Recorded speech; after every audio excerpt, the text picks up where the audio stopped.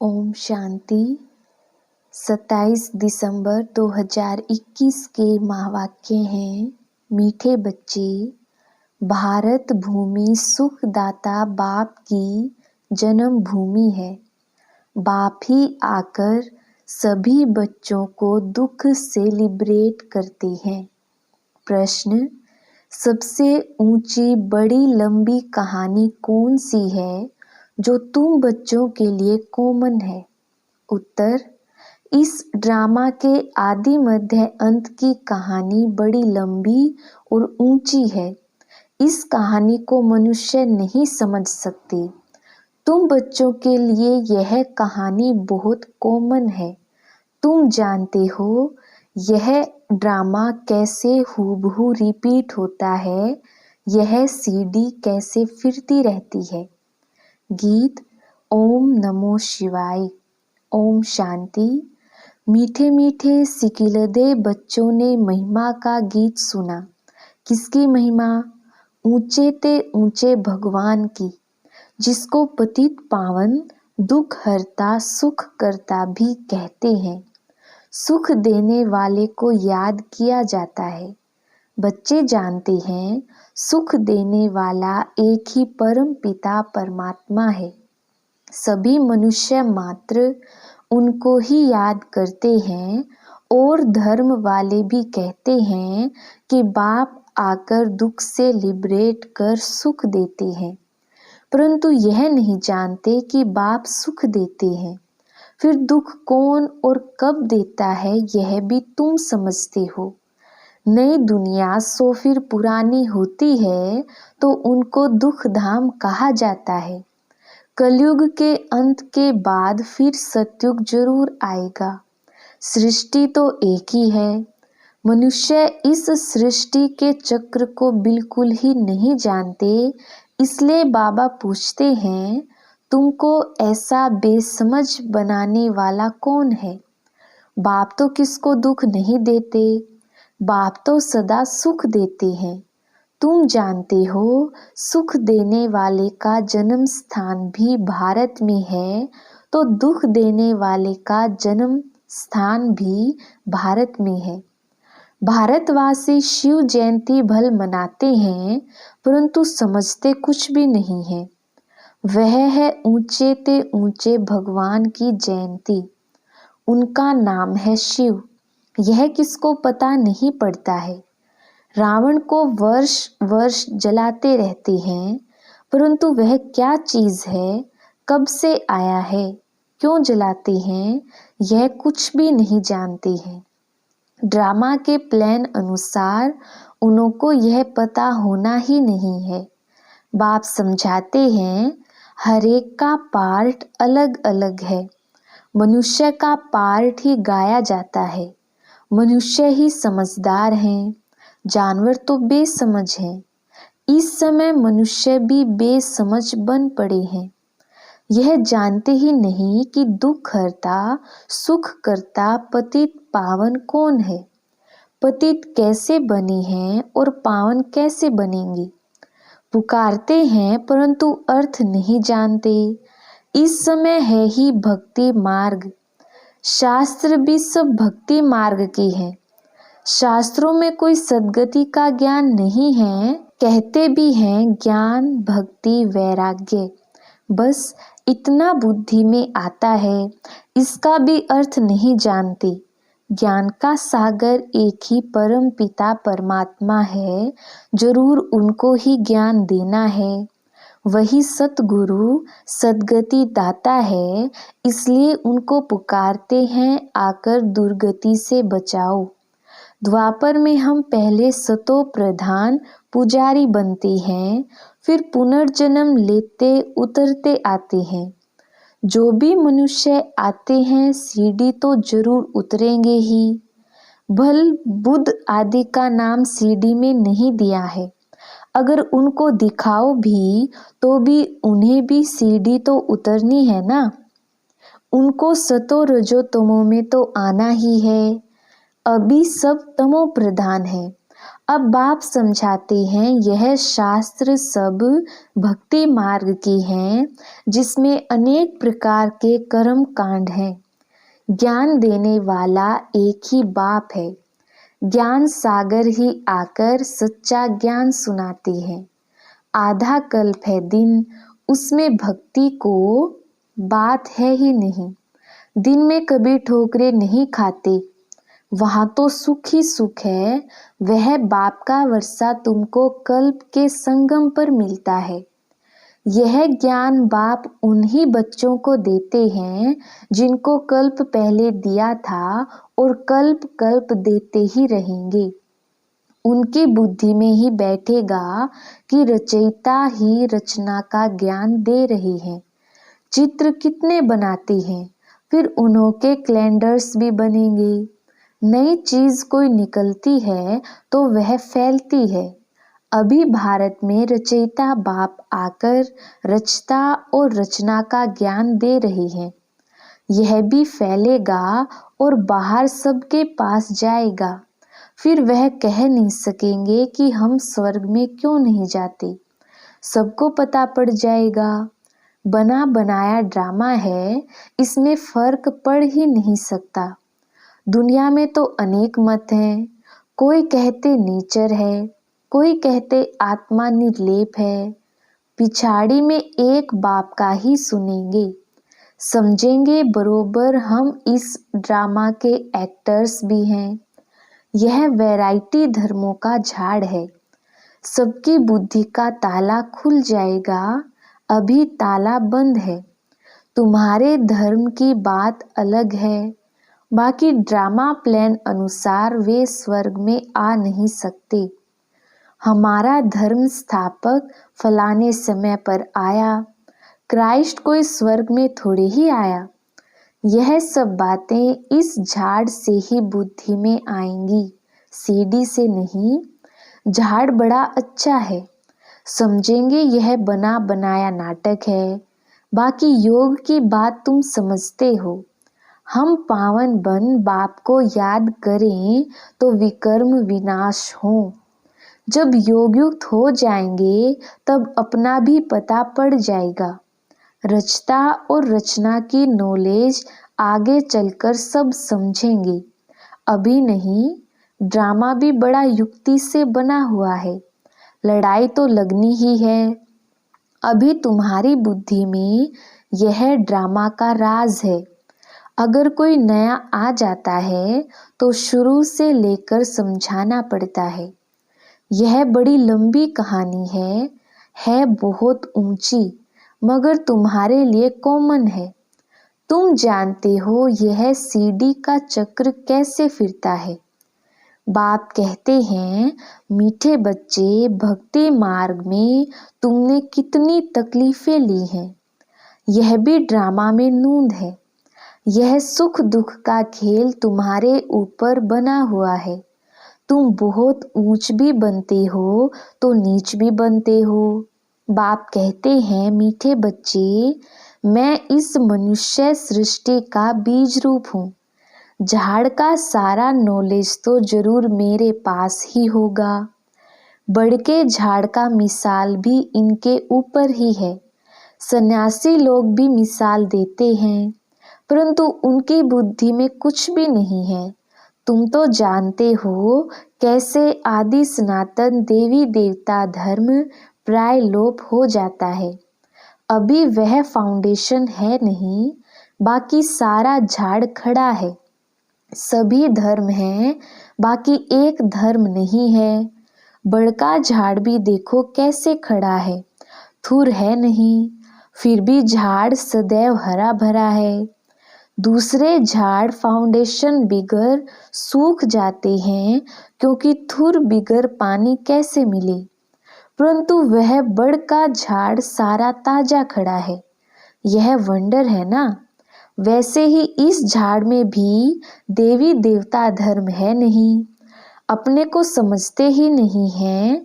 देवता धर्म के बदले हिंदू कह दिया है। जब से रावण राज्य शुरू हुआ है तो देवी देवता कहलाने लायक नहीं रहे हैं। तो नाम बदल हिंदू रख दिया है। देवताओं के सिर्फ जड़ चित्र निशानी जाकर रही है, जिससे समझते हैं स्वर्ग में उन्हों का राज्य था। परंतु वह स्वर्ग कब था यह कोई जानते ही नहीं। सतयुग की आयु बहुत लंबी चौड़ी करती है। जो पास्ट हो गया है वह फिर अपने समय पर ही रिपीट होगा। वही फीचर्स अभी थोड़े ही हो सकते हैं, वह फिर स्वर्ग में ही होंगे। यह ज्ञान तुम ही समझते हो, बाकी वह सब भक्ति करते पतित बनते रहते हैं। पावन दुनिया थी, तुमको बाप बैठ समझाते हैं, कहते भी हैं आप जाने जाननहार हैं। बाप कहते हैं मैं कोई एक एक के दिल को थोड़े ही बैठ जानूंगा। कोई कहते हैं बाबा आप तो सब कुछ जानते हो। हम विकार में जाते हैं, आप सब जानते होंगे। बाप कहते हैं मैं सारा दिन बैठ यह जानता हूँ क्या, मैं तो आया हूँ पतितों को पावन बनाने। तुम जानते हो हम बाबा से सुख का वर्षा ले रहे हैं, बाकी सब वापिस मुक्ति धाम में चले जाएंगे। कैसे जाएंगे इसमें तुम्हारा क्या जाता है, बाप ही आकर मुक्ति जीवन मुक्ति में ले जाते हैं। हिसाब किताब चुकतू कर सबको जाना है। तुमको सतो प्रधान बनना है, तुम दूसरे की बात में क्यों जाते हो। तमो प्रधान से सतो प्रधान बनाने वाला एक ही बाप है। भक्ति मार्ग में ज्ञान की रत्ती नहीं हो सकती। कहते हैं ज्ञान और भक्ति, पूछो ज्ञान कितना समय और भक्ति कितना समय चलती है, तो कुछ भी बता नहीं सकते। भक्ति अलग चीज है। बाप खुद ही समझाते हैं कि मैं कैसे आता हूँ, किसमें प्रवेश करता हूँ। मनुष्य भक्ति मार्ग में फंसे हुए होने के कारण मुझे मुश्किल ही पहचानते हैं। इसलिए तुम शिव शंकर के चित्र पर समझाते हो, वह दोनों को एक कर देते हैं। वह सूक्ष्म वतन वासी, वह परम धाम के वासी। दोनों के स्थान अलग अलग हैं, फिर एक नाम कैसे रख सकते। वह निराकारी, वह आकारी, ऐसे थोड़े ही कहेंगे।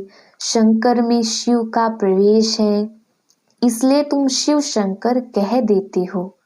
बाप समझाते हैं मैं तो इस ब्रह्मा में प्रवेश करता हूँ। तुमको यह किसने बताया कि शिव शंकर एक है। शंकर को तो कभी कोई गॉड फादर नहीं कहते। उनको तो गले में सांप डाल शक्ल ही कैसी बना दी है, फिर बैल पर सवारी दिखाते हैं। शंकर को भगवान तो बिल्कुल ही नहीं मानेंगे। एक शिव बाबा ही भक्ति में सबकी मनोकामना पूर्ण करते हैं। शंकर के लिए तो सिर्फ कहते हैं आंख खोली तो विनाश हो गया। बाकी सूक्ष्म वतन में कोई बैल सर्प आदि थोड़े ही होते हैं। वह तो पैदाइश यहाँ की है। कितने पत्थर बुद्धि बन गए हैं, यह भी समझते नहीं कि हम पतित हैं। बाप कहते हैं मैं इन साधुओं का भी उद्धार करने आया हूँ। साधना की जाती है कुछ प्राप्ति के लिए, तो साधु लोग फिर अपने को शिव व भगवान कैसे कहला सकते हैं। शिव को तो साधना करने की दरकार ही नहीं है, उन्हों का तो नाम ही है सन्यासी। भगवान को कभी सन्यास करना पड़ता है क्या। सन्यास धारण करने वाले को गेरू वस्त्र धारण करने पड़ते हैं। भगवान को भी यह वेश धारण करना पड़ता है क्या, वह तो है ही पतित पावन। कहते हैं मैं इन वेशधारियों का भी उद्धार करता हूँ। ड्रामा अनुसार हरेक अपना अपना पार्ट बजाते हैं। भक्ति मार्ग में मनुष्य जो कुछ करते हैं समझते नहीं हैं। शास्त्रों से किसकी सद्गति नहीं होती? सद्गति होती है एक सत बाप से। ड्रामा अनुसार यह शास्त्र भी जरूरी है। गीता में क्या क्या लिखा हुआ है, गीता किसने सुनाई, वह भी कोई जानते नहीं है। तुमको मुख्य जोर देना है गीता पर। गीता ही सर्वशास्त्रमय शिरोमणि है। अभी यह धर्मशास्त्र किसने और कब रचा और इससे क्या हुआ, कोई जानते नहीं। गीता में जो कुछ लिखते आए हो वह फिर रिपीट होगा। हम उनको अच्छा व बुरा कुछ नहीं कहते हैं, परंतु समझते हैं यह भक्ति मार्ग की सामग्री है जिससे मनुष्य उतरते जाते हैं। 84 जन्म पूरे लेते लेते उतरती कला में तो आना ही है। जब सब अपना अपना पार्ट बजाने आ जाते हैं तब अंत में बाप आते हैं सबको ले जाने। इसलिए उनको कहा जाता है पतित पावन सर्व का सद्गति दाता। वह जब आते हैं तभी आकर रचता और रचना के आदि मध्य अंत का ज्ञान सुनाते हैं। अब बाप बैठ पढ़ाते हैं, यह भी माया घड़ी घड़ी भुला देती है। नहीं तो भगवान हमको पढ़ाकर विश्व का मालिक बनाते हैं तो कितनी खुशी होनी चाहिए।